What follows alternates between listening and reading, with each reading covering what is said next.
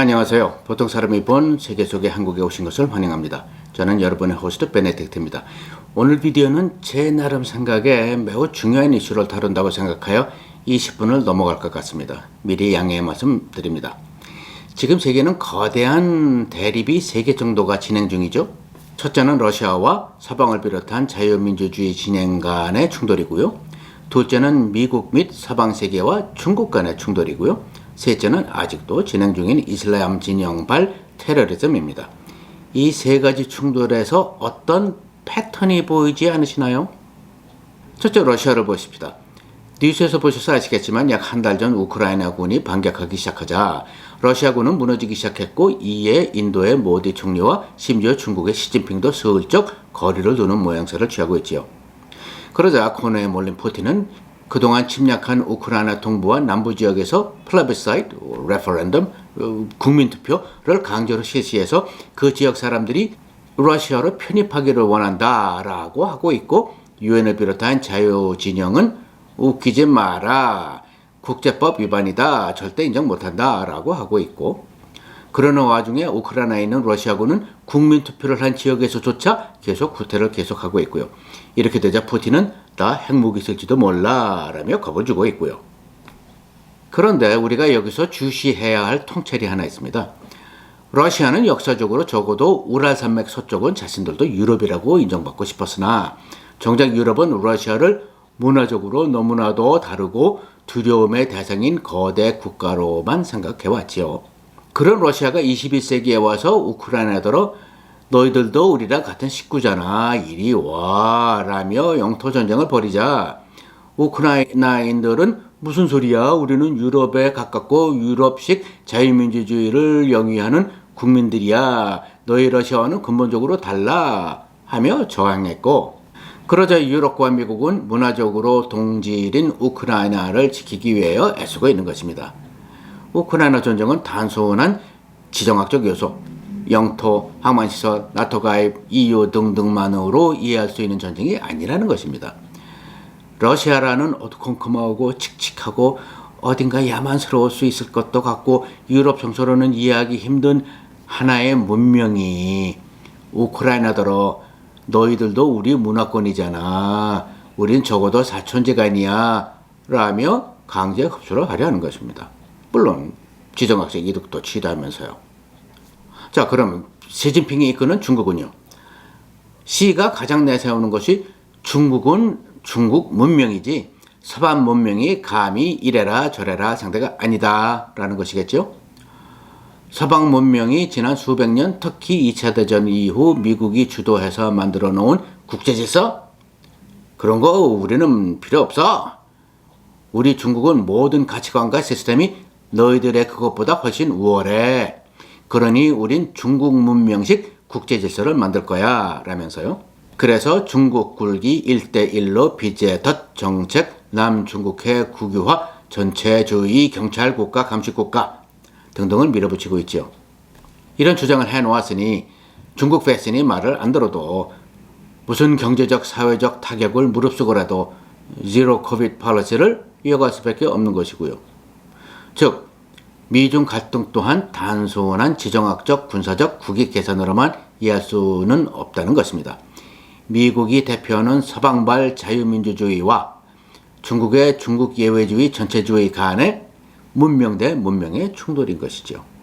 자, 그러면 이슬람발 테러리즘은요? 오사마 빈 라든이 그의 추종자들에게 그토록 펼치려 했던 가르침이 무엇이겠어요? 미국과 서방은 악이다, 악마다. 왜? 그냥 중동에 오일을 퍼가니까? 그러나 그냥 퍼갔습니까? 돈 주고 사갔잖아요. 그 덕택에 중동의 지배층은 돈의 바다 위에서 호의호식해왔고요. 미국과 서양 문명은 decadent, 퇴폐적인 것이어서 이슬라믹 펀더멘털리즘 근본주의로 돌아가 중동 본연의 아이덴티티를 찾아 준수하고 여자는 히잡, 불카 등을 써야 하는 등 서양 문명으로부터 중동 문명을 지켜내기 위한 문명의 전쟁이라는 것이라고 합니다. 즉 세계는 지금 1991년 냉전 종식 이후 문명 간의 전쟁 시대를 살고 있다는 것입니다. 그러면 중국과 서방 사이의 단층선상에 있는 대한민국은 어찌해야 할까요? 동양적이고 유교 사상을 공유하는 문명 중국에게 다가가야 할까요? 아니면 자유로운 삶과 인권 존중 등을 공유하는 개방적인 문명 서방 쪽에 서야 할까요? 오늘은 이 중대한 사안에 대해서 우리 보통 사람들끼리 한번 생각해 보도록 하십시다. 20세기에서 21세기로 넘어오면서 세계적으로 저명한 당대 3명의 지정학자들이 앞으로의 세계에 대해서 각기 다른 주장을 펼쳤습니다. 첫째, 존스 홉킨스와 조지 메이슨 대학의 프란시스 후쿠야마 교수. 둘째, 컬럼비아대 그리고 하버드 대학의 세뮤얼 헌팅턴 교수. 셋째, 유니버시티 오브 시카고의 존 미어샤머 교수가 그들입니다. 오늘은 이들 중 세뮤얼 헌팅턴 교수의 주장에 초점을 맞춰서 21세기 시작부터 오늘까지 일어난 국제 상황을 생각해보고 또한 그가 미처 보지 못한 것 같은 면을 같이 한번 생각해 보도록 하십시다. 한국의 중요한 얘기거든요. 우선 프란시스 후쿠야마 교수의 1992년 책 The End of History and the Last Man, 역사의 종말과 최후의 인간을 살펴보십시다. 1991년 구소련 붕괴 바로 다음에 이 책이 나왔을 때 저는 Are you sure? 정말 그럴까? 아무리 이런갑다 싶어도 지독하게 성급하게도 책을 내놨네. 딴 학자가 같은 말 하기 전에 서두른 것까지는 좋은데 이게 과연 좀 더 신중하지 못하고 라고 생각한 기억이 납니다. 제가 세계 역사를 좀 들여다보다 보니 대충 뭐 아는 게 있다 보니까 이 양반 말이 아마도 틀린 것 같은데 라는 생각이 들었기 때문이지요. 후쿠야마 교수의 주장을 간단히 요약해보면 이렇습니다. 역사의 종말이라는 표현은 원래 19세기 독일 철학자 헤겔이 만들어낸 개념인데 그는 1806년 나폴레온이 프로이센의 왕조를 물리쳤을 그런 당시 그 시대 상황에 영감을 받아 인류는 합리적이고 투명한 최종으로 진화된 사회까지 다다를 것이다 라고 생각했다 합니다. 그 후 칼 마르크스를 포함한 여러 학자들이 이때다 저때일 것이다 주장을 폈는데 후쿠야마 교수는 1991년 공산주의의 멸망과 함께 자유민주주의가 승리함으로써 이때까지 왔다. 인류 이데올로기 진화의 끝이다. 서양발 리버럴 데모크라시 자유민주주의의 유니버설라이제이션 세계적인 보편화가 되면서 인류가 채택하는 정부의 최종본이고 그러므로 역사는 끝이 온 것이다. 앞으로 인류는 모두 인권을 지향하고 자유민주주의로 세계가 homogenized, 균질화 되면서 국제 상호 의존과 협력, 글로벌라이제이션 얘기겠죠. 같은 할 일만 남았다라는 내용이지요.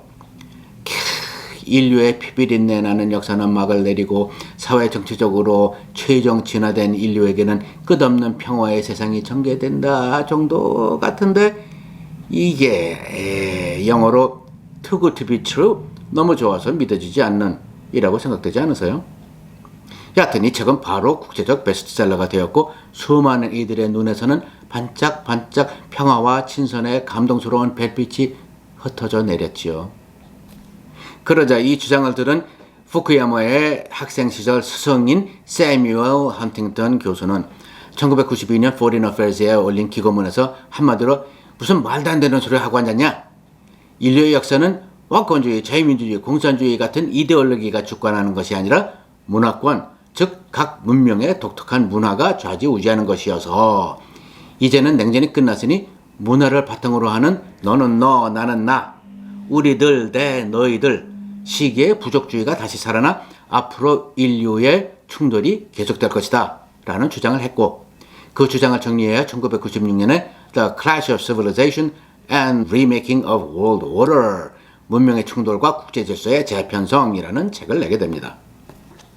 이러는 와중에 존 미어샤이머 교수는 저 순진한 교수 떨거지 아재들 참 한심하기는 이라고나 하듯이 국제질서는 offensive realism, 공격적인 현실주의에 의해 야교 강식에 처절한 실질적인 무정부 상태의 각축장일 뿐이다 라는 주장을 펼쳤죠. 그러면서 2001년 발행된 그의 책 The Tragedy of Great Power Politics, 강대국 국제 정치의 비극에서 국제 질서의 근본적 문제점은 The Structure of International System, 국제 시스템의 구조 그 자체다. 스테이트, 국가라는 것은 휴먼 라이트 등 도덕성과 무관하게 그리고 어떤 지도자의 성향과도 무관하게 다른 국가들과 밸런스 오브 파워, 세력 균형 정도에서 만족하는 것이 아니라 최대한의 세력, 경제력, 군사력 등이죠. 즉 헤게모니를 추구한다. 철저한 리얼리즘, 현실주의의 프리즘으로 보지 않은 국제 질서에 대한 판단은 어리석기 짝이 없을 뿐이다. 대충 이런 방향의 주장을 펼쳤습니다. 그런데 헌팅턴 교수의 책을 읽다 보면 이 책은 정말 처음부터 끝까지 맞고 틀리는 것을 떠나서 실로 경이로운 통찰의 연속이구나 라고 생각되어 고개가 절로 숙여집니다. 그것도 하나하나 모두 역사적, 통계적 증빙자료를 바탕으로 왜를 입증해 가면서요. 잠시만 시간을 내서 조금이나마 같이 한번 음미해 보도록 하십시다. 인류가 가지는 가장 근본적인 질문은 무엇일까? 우리가 누구인가이다. 그러기에 우리는 우리가 속해 있는 국민의 선조, 종교, 언어, 역사, 가치관, 풍습, 그리고 기관들이 그 국민의 문화를 구성하며 그 문화로 그 국민의 우리는 누구인가? 라는 질문을 답한다. 우리는 다른 어떤 무리가 우리 문화를 공유하지 않는다는 것을 알 때 우리 자신이 어떤 무리라는 것을 인지하게 된다. 모든 문명은 자신이 세상의 중심이라 생각하는 성향이 있다.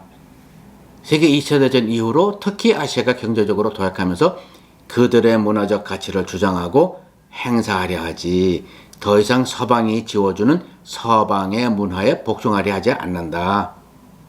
중동은 오일만이를 바탕으로 모던 테크놀로지나 시스템은 서둘러 배우고 재택하려 하나 역시 이들도 더 이상 서방이 지어주는 서방의 문화에 복종하려 하지 않는다. 공산주의의 몰락 이후 국제정치는 이데올로기 정치가 아니고 다른 문명 간의 문화 정치다.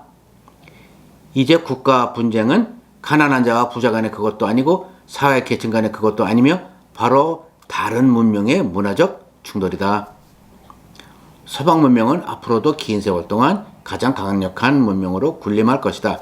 그러나 다른 문명들에 대비해 볼 때 그 힘 또는 영향력은 쇠퇴일로에 있다. 냉전시대의 아이언 커튼, 철의 장막은 문명 간의 경계선이었다. 한쪽은 미국 및 서부 유럽 국가들, 다른 쪽은 러시아 및 러시아 문명, 그 당시는 공산주의 체제 안에 있었죠. 구속되어 있던 동부 유럽 국가들이었다. 이제는 그 동유럽 국가들이 EU 및 나토로 진영에 들어옴으로써 이 경계선이 약 800km 정도 동쪽으로 이동한 셈이다. 이제는 가장 두드러지는 문명 간의 경계선은 기독교 문명과 이슬람 문명 간이다. 여러분 2001년 9.11 테러를 시작으로 20년 넘게 소위 테러와의 전쟁을 치르고 있죠.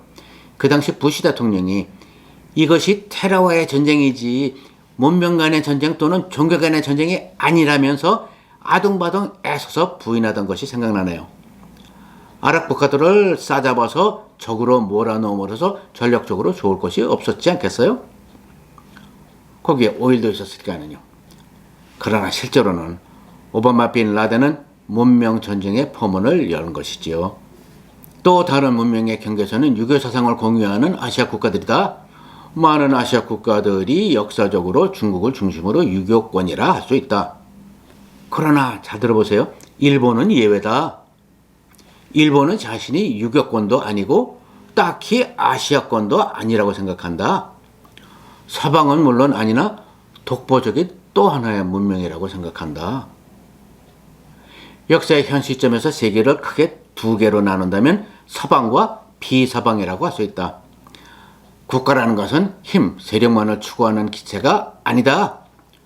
그 국가의 국민이 공유하는 문화로 그 국가의 국익이 정의된다. 밀샤임 교수의 공격적인 현실주의가 다가 아니라는 말이 되겠죠. 국가들은 유사한 문화권의 국가들과 훨씬 더 잘 협력을 한다. 정치 체제라는 것은 역사 속에서 한 문명에 일정 기간 씌워져 있는 일시적인 것일 뿐이다. 이렇게 볼 때 중국은 민족 국가인 양 행동하는 문명이다. 반면 일본은 문명이지만 분명 하나의 민족 국가이기도 하다. 이제는 비서방 문명들이 서방 문명이 지배 또는 군림하는 것을 용납하지 않는다. 그렇다고 모더니즘, 현대주의를 거부하는 것은 절대 아니다. 즉 서둘러 모더나이즈 하려 하나 서방 문명의 자유민주주의 가치관 또는 시스템을 받아들이려 맹종하지 않는다 등등인데, 시간이 안 돼서 여러분과 같이 더 음미해보지 못하는 것이 안타까울 따름입니다. 자, 그러면 대한민국은 어찌해야 할까요? 미국과 중국 사이 문명 충돌의 단층선 선상에서 옴짝달싹 못하게 끼어있는 한국의 입장을 볼 때 오늘 생각해본 세 가지 이론들을 한번 적용해 보도록 하십시다. 지난 비디오에서 살펴보았듯이 문재인 정부의 전략적 모성은 언뜻 보기에는 뭔가 있어 보이는 이 미르샤이머식 현실주의적 전략으로 보입니다. 즉 참으로 곤란한 미중 대립의 딱 중간 지점에서 경제적으로, 안보적으로, 지리적으로 군사 동맹 간의 트러스트, 신뢰 같은 감상적인 요소에 매달리는 대신 이스라엘이 핵무장 국가라는 것을 절대로 시인도 부인도 안 하면서 주변 아랍 국가들이 항상 긴장하고 감히 이스라엘을 건드릴 수 없도록 인플루언스, 영향력 행사를 하기 위한 전략적 모성을 유지하듯이 우리도 미중 대립 간에서 우리의 국익을 현실적으로 보호하기 위하여 모호하게 행동해보자. 우리라고 그런 것 같지 못하는 법이 있냐? 라는 정책이었죠. 아직도 많은 한국의 학자, 정책 입안자들은 이 모성 정책을 이어가야 한다고 주장합니다. 그런데 왜 그렇게들 생각하시는지를 설명하는 학자는 많지 않대요. 왜를 설명하는 것이 아마도 한국 문화에, 한국 지성인들 간의 문화에도 그 일부가 아닌 모양입니다. 그러나 우리는 잘 한번 생각해 보십시다. 첫째로 중국의 입장에서 보면 1992년 한중 수교 이후 한국은 점차 중국과 교역을 확대해 왔고, 그러면서 중국이라는 시장을 놓치기 싫은 한국은 점차 중국의 눈치를 살펴왔고, 그 선상에서 미중 대립 구도 사이에서는 우리는 너네 친구일지도 모르고 아닐지도 모르고 쟤네 친구일지도 모르고 아닐지도 모르고 라는 전략적 모성을 천명했는데, 잠깐만요. 이건 중국 입장에서는 모호한 게 아니잖아요. 지난 30년간 점점 더 중국에게 우호적으로 다가가면서 눈치 봐온 패턴의 일부인 것이지 달라진 게 없잖아요. 반면 미국의 입장에서는 혈맹 동맹이 날이 갈수록 점점 더 노골적으로 두 남자 사이에 양다리 걸친 여자처럼 미국에서는 멀어지면서 중국에게 향기를 풍기는 형국이 되지 않겠습니까? 그냥 난 중국이 좋아. 그렇지만 미국, 당신은 젠틀맨이니까 끝까지 나를 지켜줄 거지. 이라고 하는 구도일 뿐이지 않습니까? 그러니 결론적으로 문재인 정부의 전략적 모성은 미국만을 향한 전략적 모성이 되네요. 논리적으로. 미중 대립선상에서 한국이 필요한 미국으로서는 이 전략 때문에 한국을 더 두려워하고 한국에게 더 잘하려고 했나요? 아니면 은근히 한국을 미일, 인도, 호주가 주관하는 쿼드 등에서 제외했을까요? 하기사 쿼드에 동참할 것을 다짐받은 문재인 정권은 곤란한데요 라고 거부했다는 기사도 있었지 않습니까? 그렇다면 대한민국은 앞으로 얼마나 더 중국의 포옹에 국운을 맡기려 해야 할까요? 헌팅턴 교수의 말대로 미국과 중국의 대립이 두 문명 간에 피할 수 없는 문화적 대립이라면, 그리고 같은 문화를 공유하는 나라들끼리 더 뭉치고 협력을 잘 할 수 있는 것이라면 4대 사상과 6.25 사상을 바탕으로 중국의 조공 국가로 1000년 이상을 살아온 한국은 문화적으로 중국과 더 가까울 테니 결국 중국 쪽에 서야 할까요? 그래서 문재인 정부는 친중 정책을 펼친 것일까요? 물론 중국과의 무역을 계속해서 돈을 계속 벌지 않는 것은 너무나도 당연한 국익의 개선 중에 하나지만은요. 바로 여기에 헌팅턴 교수가 미처 다루지 않은 것 같은, 제 소견입니다만, 한 단계 더 나가야 할 통찰이 있는 것 같습니다.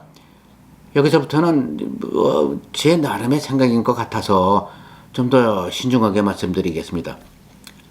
공산주의, 자유민주주의, 시장경제 자본주의 같은 이데올로기들도 그 이데올로기를 실행하는 체제, 시스템 안에서 어느 한 국민이 50년, 100년 살다 보면 그 이데올로기 안에서의 실생활 그 자체가 그 국민이 공유하는 영위하는 새로운 문화가 된다 라고 저는 생각이 되네요.